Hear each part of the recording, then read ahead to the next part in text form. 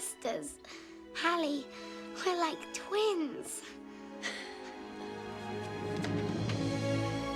Remember when Disney used to remake their films and they weren't terrible? Well, that's probably a no for all you youngsters, but I am from the ancient times, so let me share this fabled tale of yore involving a company that had returned to prominence in terms of the place to go for beloved family entertainment, where they weren't just releasing quality animated films every year, but they tried their hand at remaking some of their older films and, shock horror, actually making them good in their own right. Strength of a bear.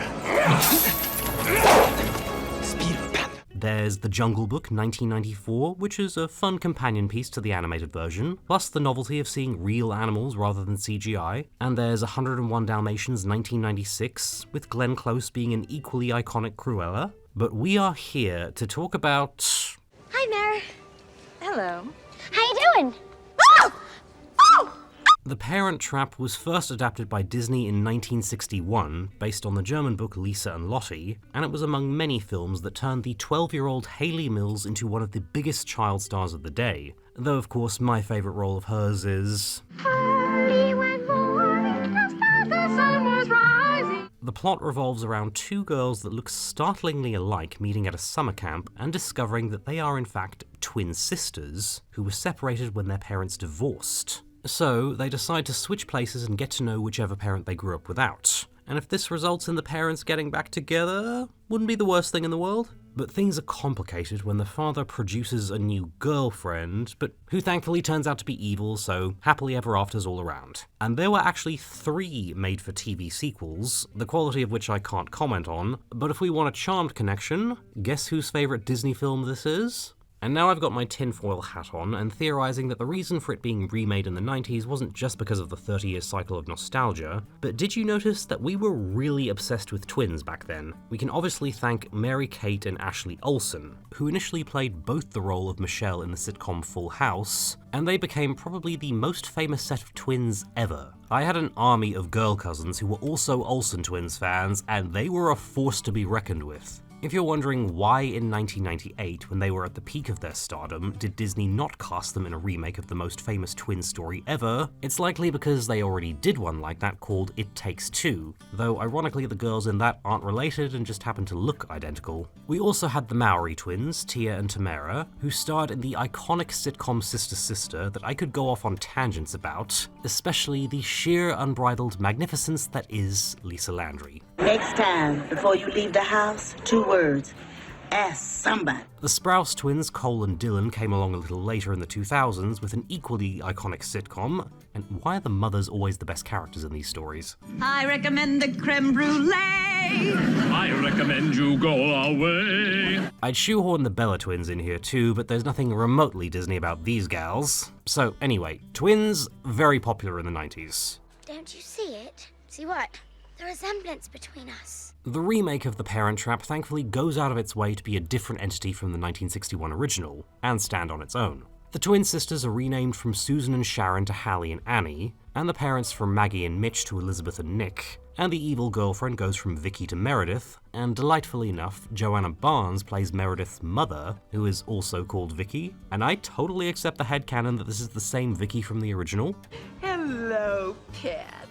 You may call me Aunt Vicky.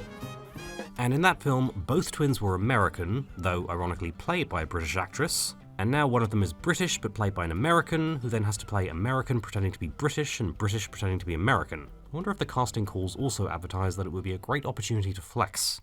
Hey, you sounded just like me. Well, I'm supposed to, aren't I? This also has the side effect of making the switch a form of international identity fraud, and yeah, let's get all that ish out of the way first. Whenever the Parent Trap is brought up, we have to acknowledge that yes, this custody arrangement is baffling and highly implausible, and for the story to work, you have to ignore the notion that these parents were willing to let their daughters get to the age of 11 without knowing they had a twin sister, and these girls are astonishingly well adjusted after finding all this out. Not to mention that making one twin British and therefore likely to only have 6 weeks of summer holidays breaks the whole 8 weeks spent at summer camp part of the plot. And these are all very valid points, and I have no answer for them, because this film is honestly so masterful that, without fail, the ending scene of Nick and Elizabeth finally getting back together, it's honestly perfect. Come on, Nick, what do you expect? To live happily ever after? Yes. The Parent Trap 1998 was the directorial debut of Nancy Meyers, who had been a writer and producer for nearly 2 decades at this point, even getting an Oscar nomination for the Private Benjamin script. And after its success, she enjoyed a prestigious career directing slice-of-life comedies, or as she puts it, films about people. No film school describes her style way better than I can. Wrapped in idyllic scenery, her films seem as effortless as her heroines' outfits on the surface, but underneath they are a testament that time spent on structure, pace, and a quest for truth results in emotionally resonant and laugh-out-loud funny films. When writing, she has 2 signs on her desk, one reading pace, encouraging her to pay attention to the rhythm of each scene, and the second reading gut, reminding her to listen to her gut and get to the emotional truth of what she's writing. And with regards to the comedic elements, her advice is have funny things happen as often as they can, and to layer them on top of each other. And nowhere is this best shown than my favourite sequence in The Parent Trap, where the twins have arranged for their parents to reunite in a hotel, where the cover story is that Nick is meeting his potential in-laws and doesn't know Hallie and Elizabeth are coming, and Elizabeth in turn doesn't know that Nick is in the dark about everything. And with Elizabeth already shown to be very nervous about the reunion, we see that she arrives completely drunk, to be the proverbial spanner in the works. Go on, sweetie. I'll meet you upstairs. The table is set with this moment that was absolutely iconic in my house. Other end, madam. Comedy often works best when it's disruptive, with the humour coming from how a situation that should be straightforward is thrown into disarray. In this case, trying to keep the parents from finding out about each other, while Elizabeth is, to use this quote from Hobson's Choice, overcome in a public street. And there are other variables, such as Sammy the dog scenting Hallie nearby, and the punchline is of course Nick accidentally glimpsing Elizabeth while wrapped around Meredith, and Dennis Quaid tilting in perfect sync to the elevator doors closing as Elizabeth can only wave. And this immediately followed by... Hallie Parker! Oh, don't do this to me. I'm already seeing double. We see plenty more examples of this comedic disruption that feels 100% organic to the scene's universe, such as the camp counselors announcing a surprise inspection right after Hallie's gang have ruined Annie's cabin. And Annie is all too happy to play chicken to get Hallie to expose herself, which results in the Marvers...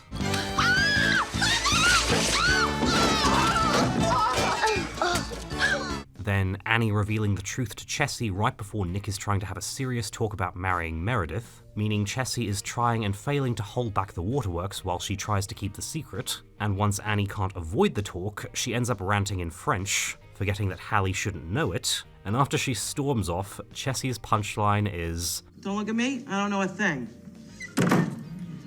And this even extends to more subtle scenes, such as Meredith first meeting Elizabeth while she's hungover and embarrassing herself, setting up a delightful misunderstanding when Nick and Elizabeth reunited later, and of course... Did I ever mention to you that Hallie was a twin? No, I'm afraid you forgot that little detail. Good comedy is masterful, and that's exactly what The Parent Trap is. Don't feel bad, Mary. He never mentioned it to me either. And another key part of the Nancy Meyers experience is the aesthetics of her characters' houses and the worlds they inhabit. Her style is often dismissed as merely pretty or cozy, with the production design talked about in negative terms. But a lot of planning and storyboarding goes into it, with an emphasis on set building over location shooting, because it all comes down to what production design says about character. Take the 2 houses in The Parent Trap. Elizabeth is a successful designer of wedding dresses, so naturally she would be based in London, in the fictional Pembroke Lane but with Egerton Terrace standing in, and house prices there are in 8 figures. The house is very classical and elegant, as befitting a wedding gown designer who's bound to be a bit traditional, especially if she has a butler. Production designer Dave Tavolaris pushed for the house's interior to be painted pumpkin because it resembled Lindsay Lohan's hair colour and would hopefully make Hallie feel welcome as an American entering a different world. Nick's house on the flip side is in Napa Valley, California, which is known for expensive wine, and with it being said that he's a very doting father who is also Hallie's best friend, it resembles a child's playground with oversized furniture, a pool, and a swing seat made out of wood to almost suggest that Nick built it himself for him and Hallie to sit on. And like the London townhouse, it isn't overdone, and still made to be welcoming, with a slightly similar colour scheme to indicate that Nick and Elizabeth do think alike and have similar tastes. This extends to the characters' wardrobes as well, and does a lot for establishing the twins as their own separate individuals, since, as a mother of two would know, sisters can be extremely different. And this isn't just the typical tomboy girly girl dynamic. Annie is both from a posh area of London and the daughter of a fashion designer, so she's very put together, but in a way that says she picks out her own clothes and does all that herself. And even in the camp clothes, she still tries to look very smart without ever seeming uptight, which makes perfect sense when you see that she can also fence, ride horses, and enjoys camping in the wilderness. And likewise, when Martin is off the clock and not being a butler.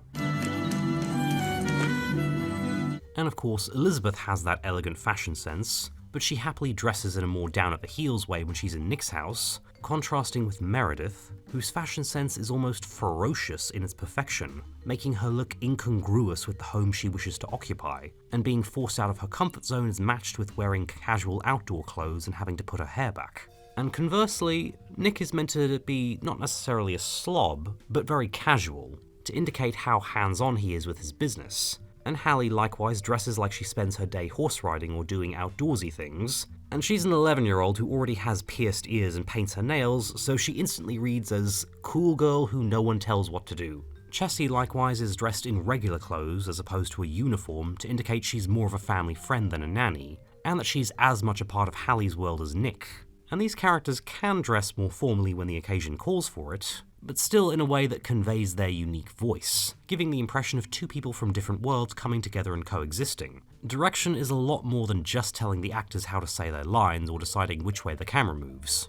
It's about creating an entire world that the viewer can immerse themselves in, and you feel like you know every person who occupies it. The Parent Trap literally feels like a window into someone else's world, even with things like the active background characters in the camp. I thought this was a boys' camp. This model and photographer for the photo shoot, and even this driver with only one line.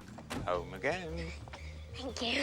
While this may be a Disney remake, it doesn't feel like a factory creation, and instead looks and feels like a Nancy Meyers film, with her personal voice shining through. We both actually got where we wanted to go. Yeah, we did.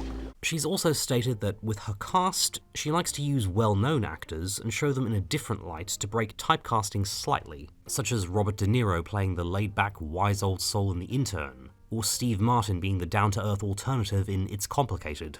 For the dual roles of Hallie and Annie, named after her daughters by the way, multiple child actresses of the day auditioned, including Scarlett Johansson and Michelle Trachtenberg, who actually has the same birthday as the characters. We're both born on October 11. And Matilda's Mara Wilson, who was turned down for being too young. Jenna Malone also claims to have turned the roles down. But anyway, Lindsay Lohan was already considered something of a showbiz veteran, since she had been a child model from the age of 3, and was already appearing on Another World, so it really shouldn't be surprising that she is extremely good in this movie. This is so scary.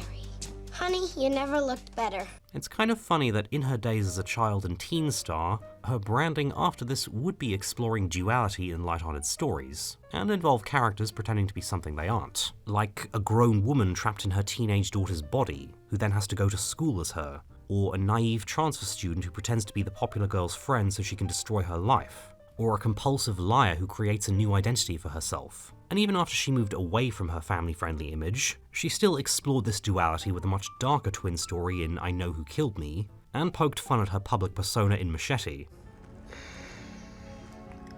Sorry, Daddy. So there's a very good reason that a lot of people before her rise to fame were convinced it was two different actresses, including her Freaky Friday co-star Jamie Lee Curtis. This is obviously helped considerably by her double Erin Mackey and Nancy Meyers' direction, but despite this being considered a light comedy, this is a very tricky pair of roles to play, since it's not just playing a set of twins with different accents, but also playing them pretending to be the other one. And even when doing an English accent for Annie, yes, it's a bit plummy and impossible not to compare to the actual Brits in the cast who sound more natural, but I buy it.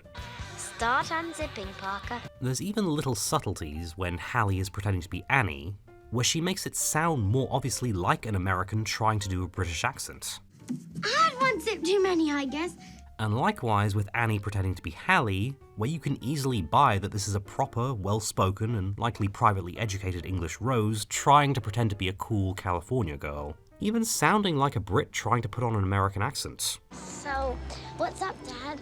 I mean, how's Just seeing everybody. And it's hard to do that well, since an exaggerated over-the-top bad accent would go against the movie's more naturalistic tone. So what I'm saying is that it takes a lot of skill that plenty of adult actors don't even have. Just got to touch Rosie, that's all.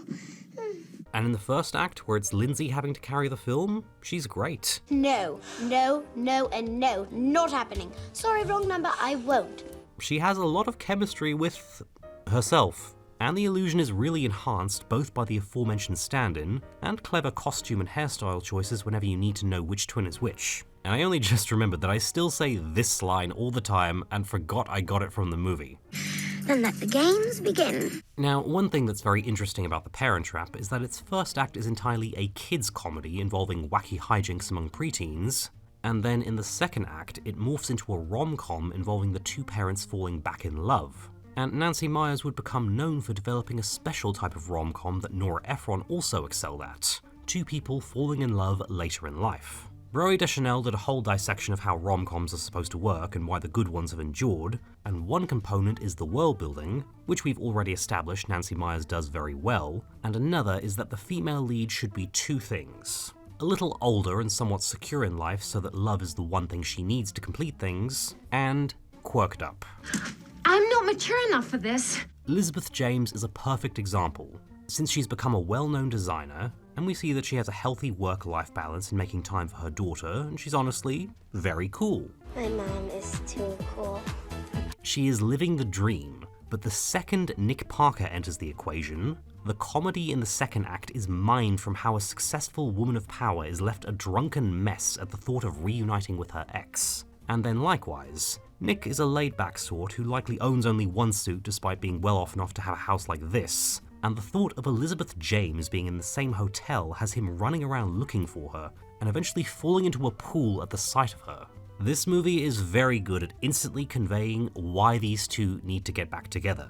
He had a smile that made me go weak at the knees, if you can imagine that. And for all the complaints that a movie like this has an unrealistic plot of a divorced couple getting back together, the second act properly examines why they split up in the first place. Namely, their immaturity and communication problem, and both have clearly been solved by now, since they communicate everything with each other calmly and maturely, with the feelings still very obviously being there. And the only obstacle is that Nick is engaged to a woman he doesn't know is only using him for his money and threatened his daughter. And actually, this is closer to how the original book went too, where the narration makes it clear that divorce is better than living in a loveless marriage, and the main obstacle that caused the split has been resolved by the time the parents reunite. You didn't come after me. I didn't know that you wanted me to. So The Parent Trap is a lot smarter than many of these other 90s movies involving exes getting back together, and it's the same with regards to the stepmother-to-be. Being young and beautiful is not a crime, you know. I see so many people really trying to make Meredith out to be some misunderstood victim, using the old Draco in leather pants tactic, named after a ubiquitous type of Harry Potter fanfiction that portrayed Draco Malfoy as a misunderstood bad boy love interest to Hermione, who in canon he calls the wizarding equivalent of a racial slur. The Meredith apologists try to paint her as someone who is unfairly demonized for simply not being the twins' biological mother, or even being maternal. Which I get, since I don't ever plan on having children, but if you don't like them, then maybe don't try marrying a man with an 11-year-old daughter. Seriously, it's California. You could have found plenty of guys to throw yourself at and you picked this one? The first change I make is to send that two-faced little brat off to boarding school in Timbuktu. And you think you can get away with threatening the child when she calls you on your gold digging and planning to send her off to boarding school when the main reason bro is marrying you is because he wants his daughter to have a mother figure. So, toxic AF and dumb as a bag of hammers. The day we get married is the day I ship those brats off to Switzerland. Get the picture? And you can't even give her the W on not knowing Nick had another daughter because, let's do the math. The twins are at camp for 8 weeks, and Hallie has never met Meredith or even heard of her, and they're already engaged by the time Annie meets her. So this marriage is happening when the couple have known each other for 3 months tops. And judging from how taken aback Nick is by Annie's tirade here, and the fact that he seemed to be the meeker partner when he was married to Elizabeth, it's likely Meredith who pushed the issue. But of course people sympathize with Meredith because there are people like her in real life. And there is the fact that Elaine Hendricks is absolutely fantastic in this role. You talking to me? What are you, Robert De Niro? Yes, I am talking to you. Even in her first scene, before she goes mask off, you can buy why a somewhat naive guy would be attracted to her. And then when she gets to be a mustache-twirling Disney witch, she is giving 110% whenever she needs to, without once feeling like a caricature. One more trick from you two, and I promise I will make your lives miserable from the day I say I do. And people really overanalyze this final prank on Meredith, claiming the twins were going too far. To which I say, yeah, it's not what I would do in real life, but fiction isn't a classroom. And considering these 11-year-olds have been threatened by a grown woman who is also planning on sending them away to boarding school, while also being rude to everyone else she doesn't need something from, yeah, I find this comeuppance proportionate to her villainy. And you could argue that this portion of the film is really Nick's arc of learning to stand up for himself and let his voice be heard, since the reason his marriage failed is because Elizabeth walked out and he let her go without trying to fight for what they had. And in the present, he's being controlled by Meredith and ignoring the obvious signs that his daughters don't like her. But when something happens that makes Meredith go completely mask off... It's me or them. Take your pick. Them. And he caps off his story by not letting Elizabeth run away again. And yep, these sorts of movies are often all about the women, but Dennis Quaid is quite good in a subtle way. Nick is a very internalized character, and he does a good job of embodying that without making him feel flat. You can tell there's a lot going on beneath the surface, and he gets some fun line deliveries too. Oh, man. Nancy Myers cast him after meeting him at a party, where she saw him smile across the room and knew he was perfect. But of course, you know who we have to talk about now. And bear with me, because this is going to be tough. The man went completely ashen like I was the bloody ghost of Christmas past. Now, as someone who grew up with this movie and watched it religiously, Natasha Richardson was almost like part of the family. And I even let my mother drag me to see Made in Manhattan because she was in it. Ironically playing the Meredith figure in comparison to low-maintenance, down-to-earth Jennifer Lopez. Yeah. So that was the first celebrity death that really hit me. And these days, there's something so eerily prophetic about her first proper scene in the film hyping her up until she finally appears, being reunited with one of her children after too long apart. I know. It seems like it's been forever. And honestly, this whole performance is just perfect. Come on, let's rock and roll. Obviously, the comic timing in the scenes I already talked about is gold, but everything from the chemistry she has with Lindsay Lohan that makes you instantly buy her as her mother, and the way she embodies this character in scenes like the photo shoot. But most importantly, for a rom-com, in every scene she's in, there's no doubt that she is the right person for Nick to be with. Because, really, how could you not fall in love with her? You don't always have to be so brave, you know. Oh, but I do, actually. And as Broe Deschanel says, when a rom-com works, the big grand gesture at the end will always get you. And sure enough, flying across the world on a Concorde, because 1998, that's why, to fight for the love you know is still there, while your twin daughters enthusiastically look on, this ending isn't actually that spectacular, but it has all the power of, say, a big Bollywood parade. Except you don't have to cry hysterically. Oh, yes, I do. And even the end credits having a photo montage of the second wedding set to Natalie Cole's This Will Be, also making for good symmetry with the opening credits being set to LOVE by her father Nat King Cole, and that's just it. The absolute perfect way to end this movie. We actually did it. And there we have it. The Parent Trap remake was a financial success with a respectable $92 million box office gross, and at one point being the #2 movie in the charts behind Saving Private Ryan, which I also love, so that's quite an achievement. Doesn't make any sense. It was of course a mainstay in my house, and I couldn't even begin to guess the amount of hours of my life I've spent watching it, so of course I've always been very defensive of it. But recently, I began to realize that it wasn't just nostalgia talking, or love for a few individual quotes and moments. Have you ever seen me like this? Don't answer that. Yes, this movie is very cute and funny, but I rarely hear it called clever or masterful, and I honestly think it is. I already talked about how A+ the world building is, and it's a Nancy Myers film, so you bet it has a top-drawer production design. The aforementioned individual set pieces are executed perfectly, from the genuinely hysterical comedy sequences to the legitimately moving romantic moments. Lindsay Lohan is endlessly convincing as two distinct twin sisters, even when they're pretending to be each other.